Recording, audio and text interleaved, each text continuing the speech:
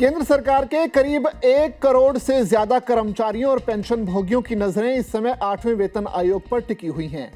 हर नई अपडेट के साथ उम्मीदें बढ़ती जा रही हैं कि जल्दी ही वेतन, पेंशन और भत्तों में बढ़ोतरी का रास्ता साफ होगा। लेकिन अब तक एक बार फिर से कर्मचारियों का इंतजार लंबा होता हुआ नजर आ रहा है। 8वें वेतन आयोग ने कर्मचारी संगठनों, यूनियनों और पेंशनर्स समूहों से सुझाव और मांगे जमा करने की अंतिम तारीख को दोबारा से बढ़ा दिया है। पहले यह समय सीमा 30 अप्रैल 2026 थी, जिसे बढ़ाकर अब 31 मई किया गया और अब उसके बाद इसे 15 जून 2026 तक बढ़ा दिया गया है।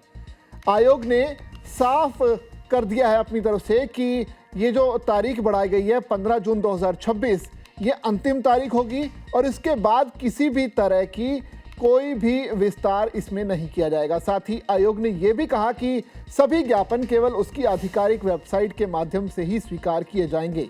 ईमेल, हार्ड कॉपी या पीडीएफ के जरिए भेजे गए सुझावों पर विचार नहीं किया जाएगा। इस फैसले से कर्मचारी संगठनों को अपनी मांगों को विस्तार से तैयार करने का अतिरिक्त समय जरूर मिला है, लेकिन दूसरी ओर इससे यह साफ संकेत भी मिला है कि आयोग की सिफारिशें आने में अभी और भी समय लग सकता है। 8वें वेतन आयोग का गठन नवंबर 2025 में किया गया था और इसे अपनी रिपोर्ट सौंपने के लिए 18 महीने का समय दिया गया है। इस हिसाब से आयोग की अंतिम रिपोर्ट 2027 के मध्य तक आने की संभावना है।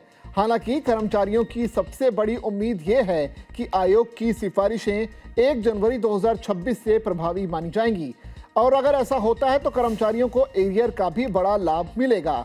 हर महीने के साथ एरियर की राशि बढ़ती जा रही है, जिससे भविष्य में कर्मचारियों को एक मुश्त बड़ी रकम मिल सकती है। वेतन आयोग के तहत सबसे ज्यादा चर्चा फिटमेंट फैक्टर को लेकर हो रही है। 7वें वेतन आयोग में 2.57 का फिटमेंट फैक्टर लागू किया गया था, जबकि 6ठे वेतन आयोग में ये 1.86 था। कर्मचारी संगठन इस बार 3.0 से लेकर 4.0 तक फिटमेंट फैक्टर की मांग कर रहे हैं। अगर सरकार ऊंचे फिटमेंट फैक्टर को मंजूरी देती है तो न्यूनतम बेसिक सैलरी में बड़ी छलांग देखने को मिल सकती है। इससे लाखों कर्मचारियों की मासिक आय और पेंशन दोनों में बड़ा इजाफा होगा।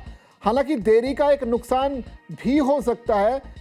एक्सपर्ट्स का मानना है कि बेसिक वेतन और पेंशन का एरियर तो बाद में मिल सकता है, लेकिन हाउस रेंट अलाउंस के मामले में स्थिति अलग हो सकती है। कई बार एचआरए की बढ़ी हुई राशि का पिछला भुगतान नहीं किया जाता। ऐसे में कर्मचारियों को संभावित नुकसान उठाना पड़ सकता है। यही वजह है कि कर्मचारी केवल वेतन वृद्धि की राशि ही नहीं बल्कि इसके लागू होने के समय को लेकर भी चिंतित हैं।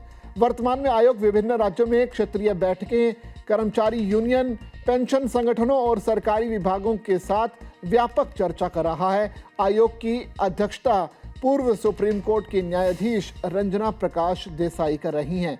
आयोग का उद्देश्य ऐसा वेतन ढांचा तैयार करना है जो अगले 10 सालों तक कर्मचारियों और पेंशन भोगियों की जरूरतों को पूरा कर सके।